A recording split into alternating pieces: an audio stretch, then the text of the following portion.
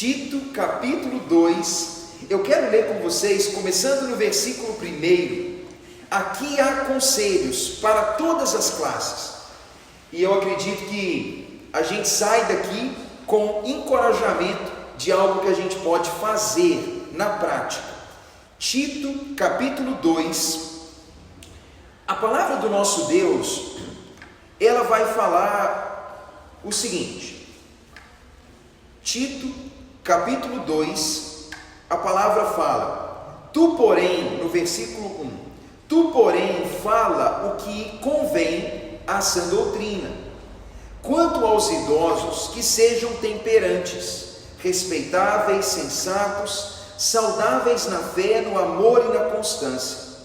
Quanto às mulheres idosas, semelhantemente, que sejam sérias em seu proceder, não caluniadoras, não escravizadas a muito vinho, sejam mestras do bem, a fim de instruírem as jovens recém-casadas, a amarem ao marido e aos filhos, a serem sensatas, honestas, boas donas de casa, bondosas, sujeitas ao marido, para que a palavra de Deus não seja difamada.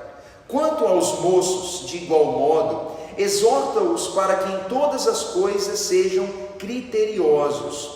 Torna-te pessoalmente padrão de boas obras. No ensino, ó Tito, mostra integridade e reverência, linguagem sadia e irrepreensível, para que o inimigo seja envergonhado, não tendo indignidade nenhuma que dizer a nosso respeito. Quanto aos servos, que sejam em tudo obedientes ao seu Senhor, dando-lhe motivo de satisfação, não sejam respondões, não furtem, pelo contrário, deem prova de toda fidelidade, a fim de ornarem em todas as coisas a doutrina de Deus, nosso Salvador. Essa palavra, meus irmãos, ela certamente se encaixa na vida de todos nós aqui. A carta de Paulo a Tito é uma carta que tem a ver com piedade. Piedade é o viver santo do cristão. Uma pessoa piedosa é uma pessoa que vive uma vida reverente àquilo que é sagrado. Veja, a piedade não tem tanto a ver com o que eu sei, mas com o que eu vivo. A piedade, ela tem tudo a ver com respeitar a doutrina de Deus. Paulo está preocupado em que a igreja viva uma vida respeitosa. E de fato, irmão, se a igreja vive uma vida assim, poxa, o mundo vai ver Cristo em nós. Se nós vivemos aquilo que conhecemos, o mundo não vai ter razão de apontar o dedo ou de apresentar alguma vergonha na fé que nós defendemos. Desde o princípio da igreja, os cristãos, eles sempre tiveram esse desafio de viver à altura do conhecimento que tem. A maioria de nós acumula grande conhecimento ao longo da vida. E a gente fala, bem, será que eu estou vivendo à altura, de maneira adequada àquilo que eu sei? Será que cada cristão velho na fé, ou cada pastor, ou cada líder, cada pessoa que tem bagagem de experiência, consegue de fato viver aquilo que sabe? De fato, muitos não. Ou às vezes a gente vive e outras vezes não vive. E nem sempre os escândalos da igreja acontecem por causa dos jovens ou dos novos da fé. Até porque dos jovens geralmente não se espera muito. As pessoas falam, jovem é jovem. De uma pessoa nova na fé a gente acaba tendo paciência, mas os piores escândalos acabam vindo das pessoas de quem mais se espera. Paulo diz a Tito, é necessário viver de modo coerente. Ele terminou o capítulo 1 falando que tem pessoas que dizem conhecer de Deus, mas o negam por suas obras. São pessoas reprovadas, pessoas que não são boas praticantes de obras. São pessoas que têm o nome de cristão, mas não a vida de cristão. E Paulo então ele vai dizer, Tito, ensina o povo de Deus a viver como o povo de Deus. É por isso que ele vai dizer assim, o idoso ele deve ser equilibrado. Irmãos, está falando aqui para um homem idoso. Um homem idoso, imagine, um homem idoso, ele deve ser conhecido pelo equilíbrio, pela vigilância, pela sobriedade. Uma pessoa respeitável, sensata, com uma fé saudável, uma pessoa conhecida pelo amor e pela constância. Quando fala o idoso, a gente logo pensa assim: qual é o idoso? Quem é o idoso? Naqueles dias, irmãos, deixe eu ser honesto com vocês, a longevidade era muito baixa. Uma pessoa de 40 anos provavelmente já era quase um idoso. Muitos não chegavam aos 50 ou 60.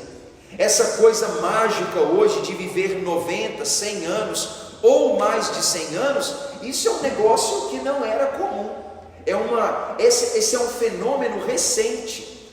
A verdade é que a baixa qualidade de vida fazia com que as pessoas morressem muito cedo, até os anos 1900. Mas a gente tem vivido mais. Mas quando nós falamos aqui sobre o homem idoso, a gente poderia dizer assim: alguém que já é casado, alguém que já tem filhos, alguém que já apresenta os cabelos brancos, alguém que já passou dos 40, esse já deve dar esse sinal. Um homem que já tem idade, que já tem maturidade. A palavra de Paulo é: seja vigilante e equilibrado. Uma pessoa respeitável.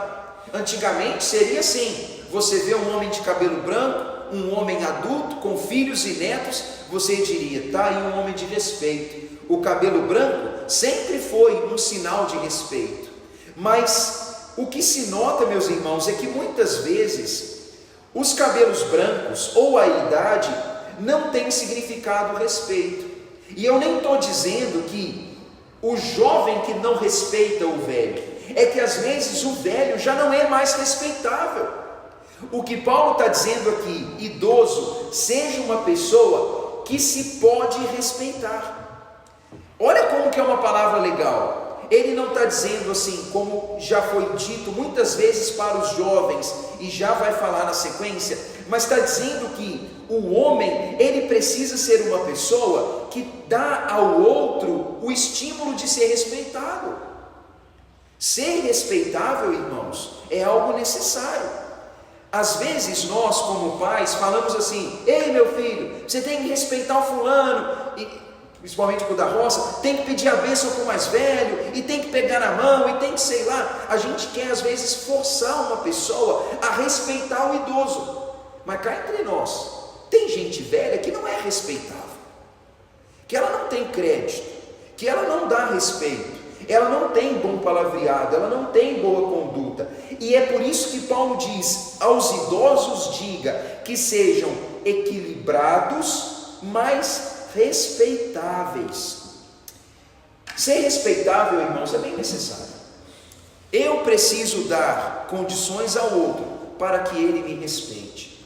É necessário ser sensato. Mas alguém diz: toda pessoa velha é sensata, não é? O homem que tem idade, ele é sensato.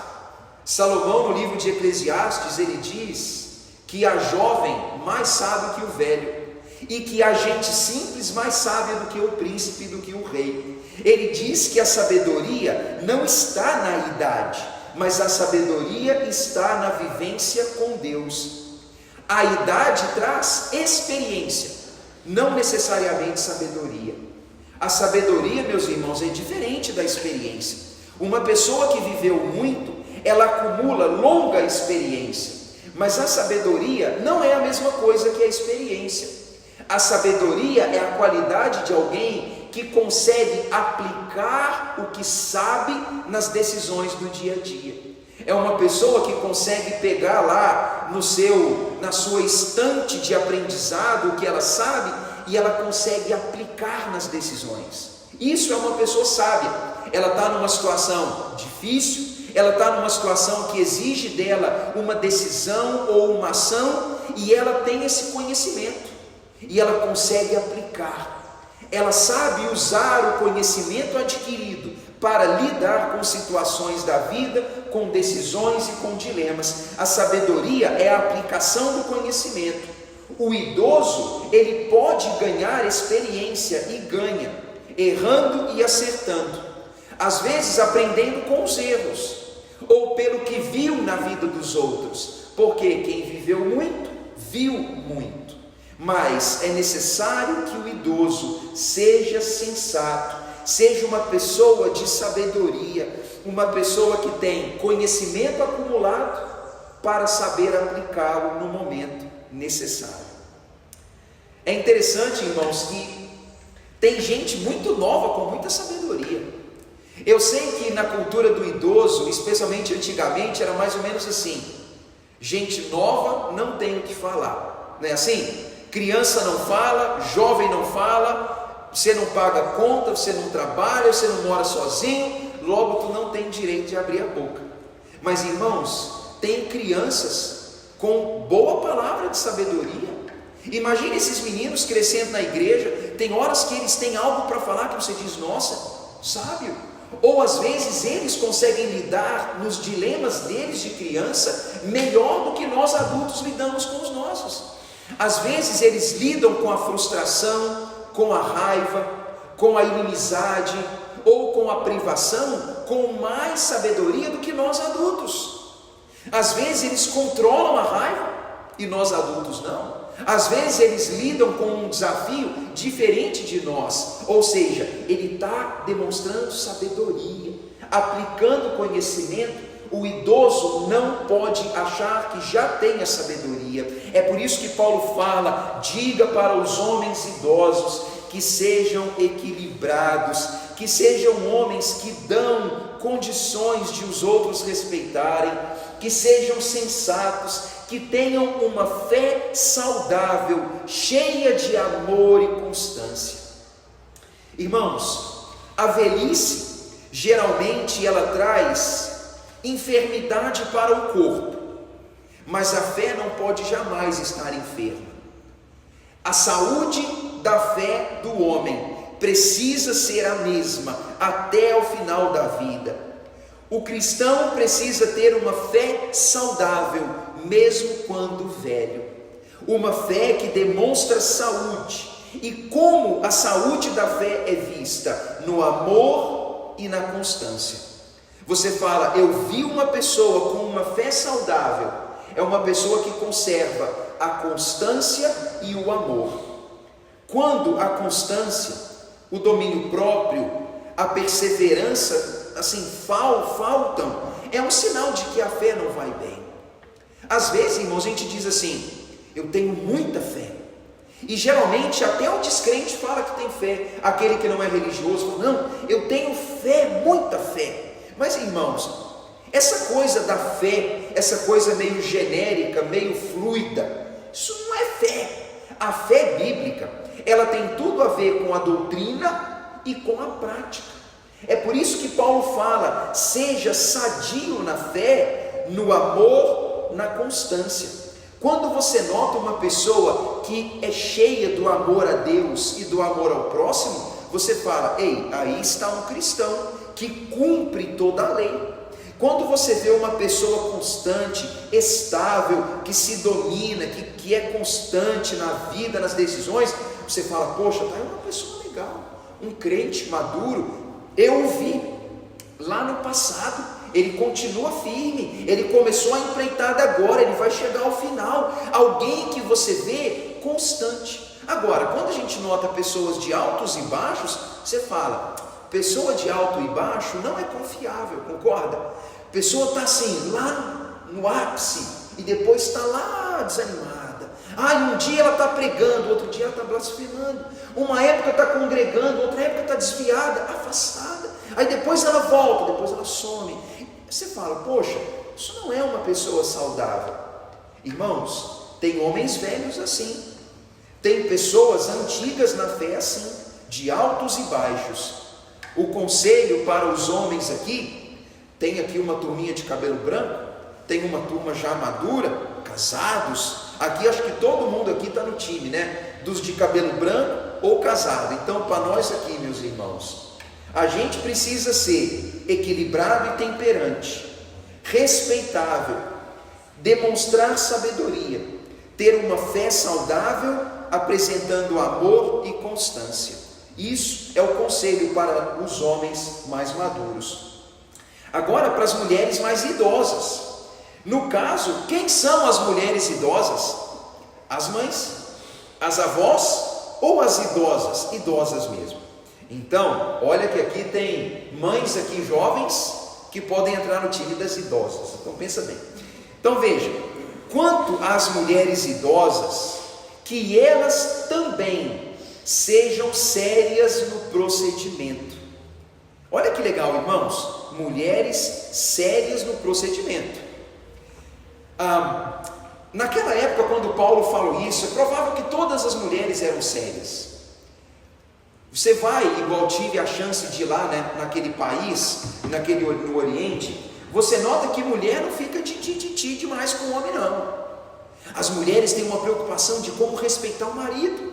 Eu estava conversando com uma missionária ucraniana, ela casou com um rapaz que era do Tajiquistão, e ela disse para mim assim, ela falou: Tiago, eu estou aprendendo como respeitar meu marido, porque um homem do Oriente, ele tem uma cabeça diferente do homem ocidental. Se ela tivesse casado com um ucraniano, com um brasileiro e tal, aqui a cultura é de um jeito, mas a mulher do árabe, a mulher do judeu, a mulher do homem do Oriente, ela tem uma conduta diferente, porque lá a mulher é ainda um pouquinho diferente da mulher daqui. É uma cultura onde a mulher emprega mais respeito, onde ela não fica exibindo ou se expondo, ela não fica flertando e não fica dando brechas para os outros. A cultura do Ocidente, irmãos, é a cultura da exposição do corpo, da mulher que flerta, que se entrega ou que não dá o respeito ao marido. É a cultura do marido que anda com uma mulher exposta e onde a mulher não tem um proceder sério. Irmãos, é necessário que as mulheres tenham um proceder sério, né? E eu acho que cabe a nós maridos dar esse toque na esposa, né? Para ser assim, que eu acho que a cultura nossa é uma cultura assim do tipo, tá tudo bem, mas às vezes o homem pode ajudar a esposa, falou: filha, isso não é legal não gostei não, ou isso aqui não tá bom, né? Porque não é assim que o casal se ajuda. A esposa chega para o marido e fala: eu não gosto quando você conversa com a fulana não, eu não gosto que você anda com o cicrano não, eu não gosto que tu vai na casa do fulano lá não, porque a pessoa sabe que esses ambientes são ambientes que corrompem a pessoa. É assim, não é? Essa troca de cuidado. O marido falou: filha, tô achando que aquele cara ali é folgado. Irmãs, nós que somos homens sabemos, homem é folgado. Se mulher der brecha, se mulher der corda, se mulher ficar de demais, homem pensa, tá dando mole. Homem é assim, infelizmente, é um cafajeste. A gente tem que ter sabedoria. Mulher tem que ser uma pessoa respeitável, ela tem que impor o limite até aqui, porque se ela der corda, sempre vai ter um folgado que vai dar entrada. Mulheres, sejam sérias no procedimento. No versículo 3 ele fala mais: não caluniadoras. Irmãos, está na genética da mulher o falar demais. O homem fala, mas sejamos honestos, na Bíblia, sempre que vem o conselho de não caluniar, quase sempre é para a mulher, porque geralmente o ímpeto de ser fofoqueiro, ou de ser crítica, ou de falar da vida alheia, isso parece que vem no gene feminino, mais do que no masculino. Homem no geral, está nem aí para nada, mas a mulher tem que tomar cuidado. O conselho é: mulheres, não sejam caluniadoras. Isso significa não andar falando dos outros, não falar do que não sabe, não ir levando adiante assuntos que são privados, é ter o cuidado para não falar da vida alheia. Esse é o cuidado da calúnia. E fala: não seja escravizada a muito vinho. Imagina, irmãos, parece que a mulherada lá estava mamada. Que treta, que coisa, né? A mulherada, pelo jeito, estava bebendo demais. Jesus amado, a mulherada de Creta, imagina, irmãos, que coisa. Bem, naquele tempo, as pessoas poderiam cometer esse equívoco.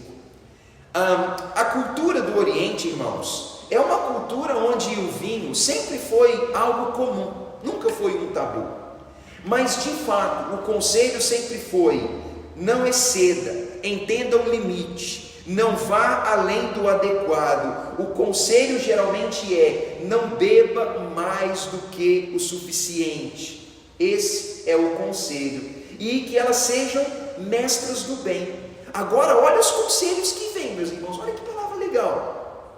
A mulher tem um procedimento legal, cuidar da boca, não beber demais, que elas sejam mestras do bem. Olha só, as mulheres vão ser mestras. Aí olha só, tem a Cíntia que é mãe, Emília, vó, a Leila, a Natália, que já são mães ou avós. Aí tem as que vão ser mães e avós em breve ali, né? Então pense, olha o conselho para as que já têm os filhos e os netos: sejam mestras do bem, instruam as recém-casadas, ajudem as mulheres mais novas a amarem ao marido, os filhos, a serem boas donas de casa, a honrarem ao marido, a viverem de modo honesto. Irmãos, olha o que Paulo está falando. Ele fala: Tito, fala para as mulheres mais velhas que elas vão ensinar as mais novas.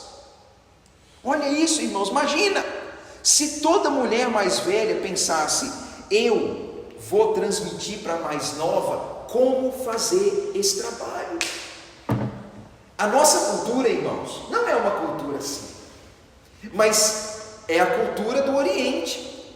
A mulher é treinada, ela é preparada, ela é criada desde cedo para ser boa mãe, para ser boa esposa, para saber cuidar do lar, para ser honesta. Irmãos, isso acontece até no reino animal. Você vê, até os bichos ensinam os mais novos como fazer, mas às vezes nós pensamos assim: eu vou delegar.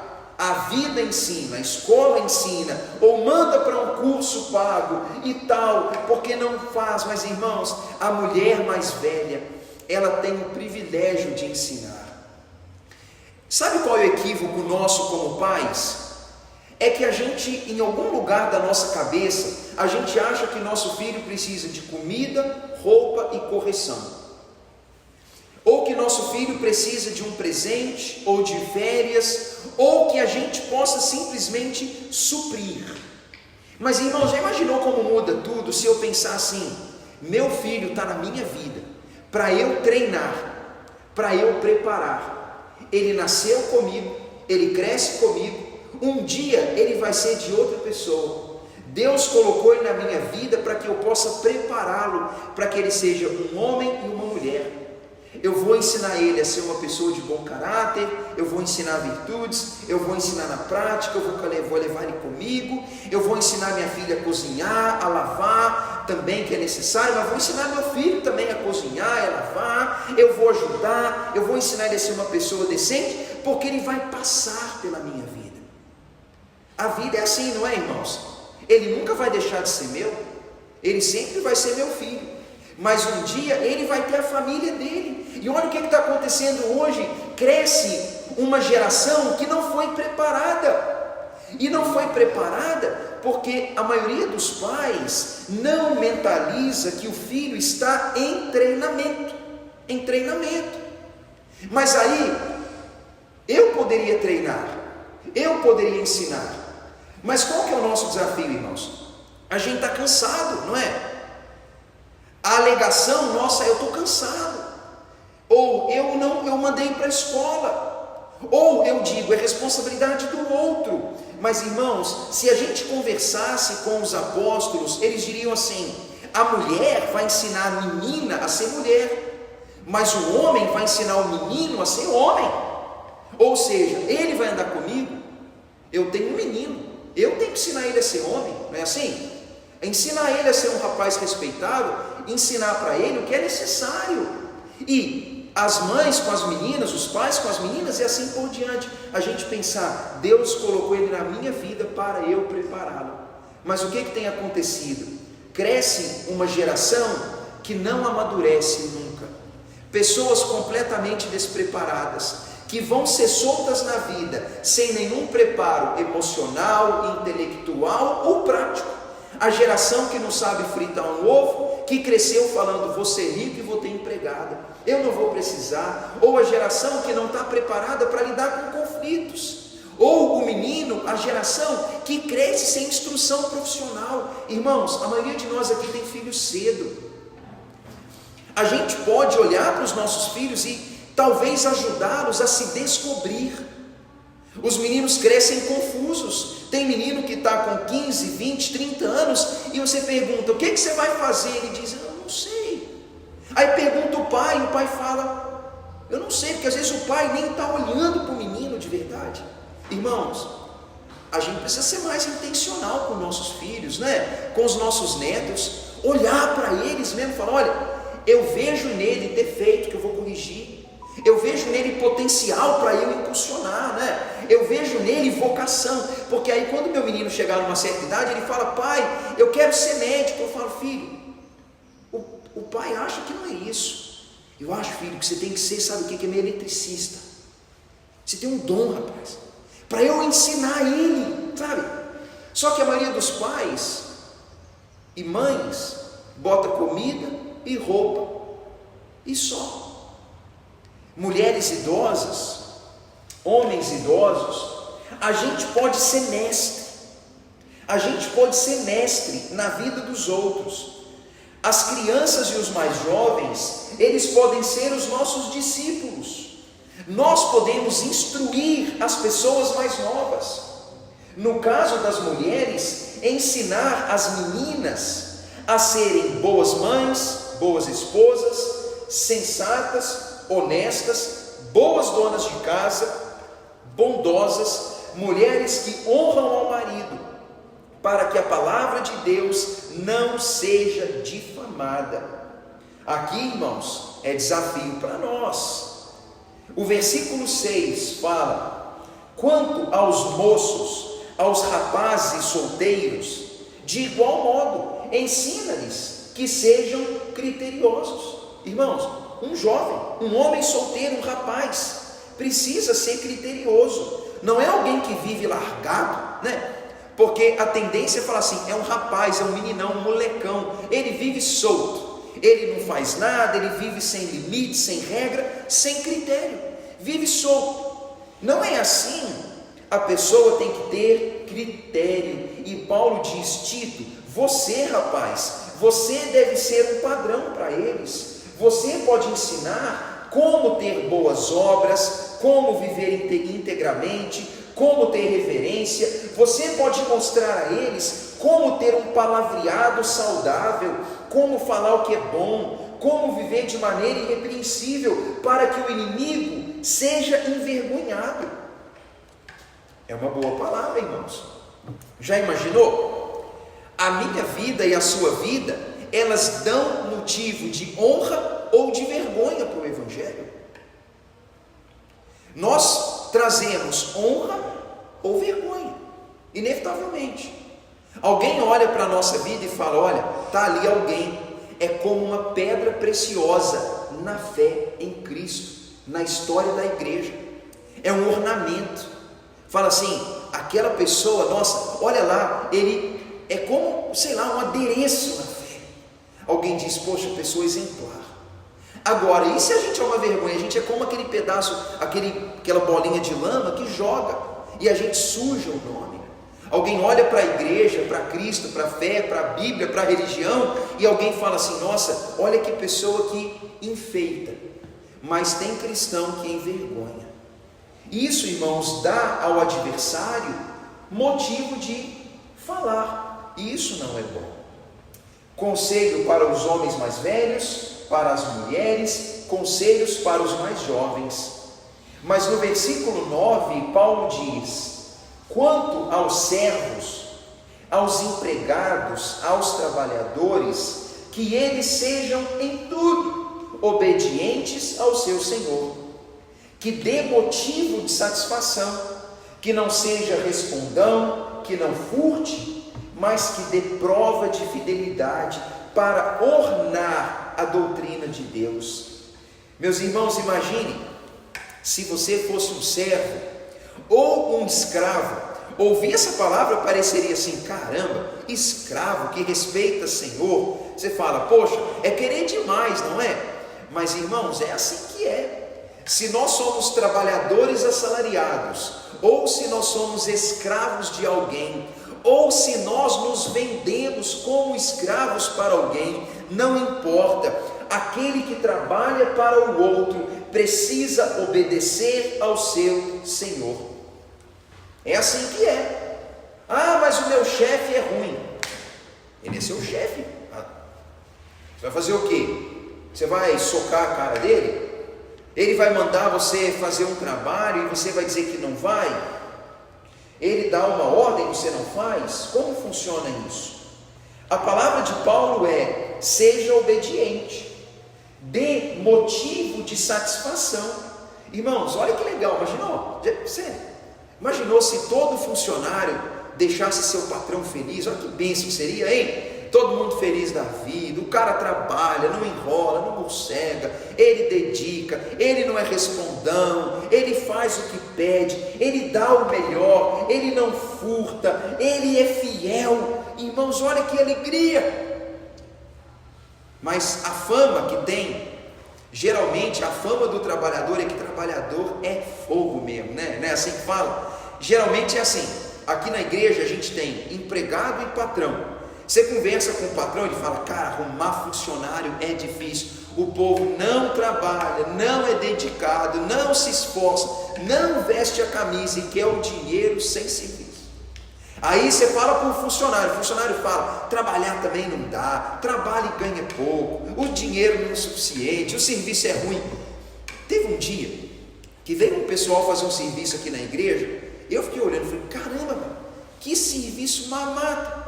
Os caras vieram dedetizar a igreja aqui, tinha 3. Um estava dedetizando, o outro estava andando com a garrafinha do líquido, se precisasse mais, o outro estava lá fora, encostado na grade. Falei: caramba, o Paulão mandou os caras para trabalhar aqui, que beleza. Tinha 3, serviço não mamado. E às vezes você fala: caramba, esse cara tinha que trabalhar mal feliz, serviço só borrifando ali o veneninho e tal. Eu falei: caramba, vai ser bom, hein? Poxa. Mas aí talvez você conversar com o funcionário: meu serviço é ruim, o salário é pouco, não paga 10 mil, não sei o que, não paga o plano. Funcionário é fogo, né? E reclama. Irmãos, é dose, né? Sabe qual que é a palavra de Paulo? Ele diz para o servo: trabalhe, deixa o patrão satisfeito, não furta, seja fiel, seja um adereço na doutrina que honra o outro. Meus irmãos, eu sei que em todos esses assuntos tem muitos asteriscos aqui que a gente podia falar: rapaz, pensa aqui, pensa ali, né? Mas olha qual é o conselho de Paulo: palavra para os idosos, palavra para os jovens, palavra para os trabalhadores. A preocupação de Paulo é: crente, seja um modelo.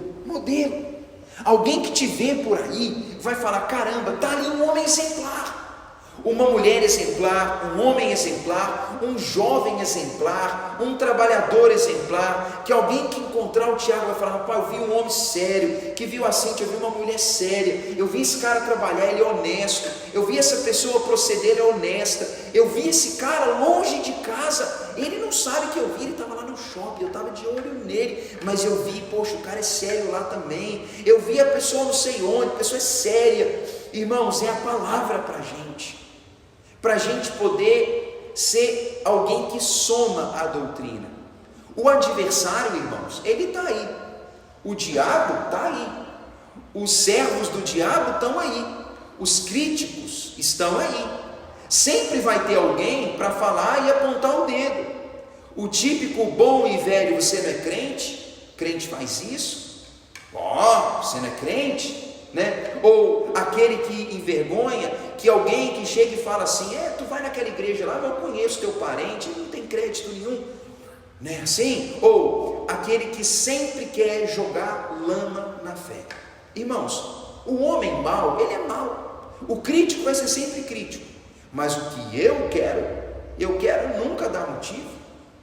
Você nunca deve dar motivo. Se alguém dá, que seja outro, eu não, né? Que alguém que vai olhar para mim e vai falar: está ali um bom pai, uma boa mãe, uma boa avó, um bom trabalhador, um cidadão honesto, um jovem criterioso, não é assim? Que vão olhar para a nossa vida e se o inimigo ficar esperando, fala, vou esperar o fulano ali dar um motivo que eu vou apontar o dedo. Você fala, ô filho, senta. Não, eu sou bem feito não, mas não vou te dar motivo também não, né?